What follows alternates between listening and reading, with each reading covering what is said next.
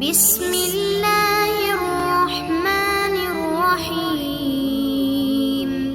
پرانے وقتوں کی بات ہے، کسی سلطنت پر ایک سنگ دل بادشاہ کی حکمرانی تھی۔ خدا نے اس کو ایک خوبصورت بیٹی سے نوازا تھا۔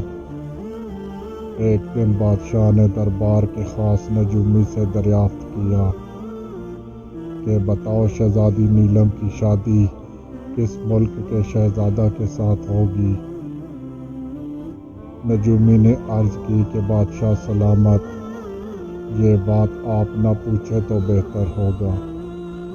یہ سن کر بادشاہ طیش میں آ گیا اور کہا، اے نجومی، یہ میرا حکم ہے، جو بات تمہارے علم میں ہے مجھے سچ سچ بتاؤ۔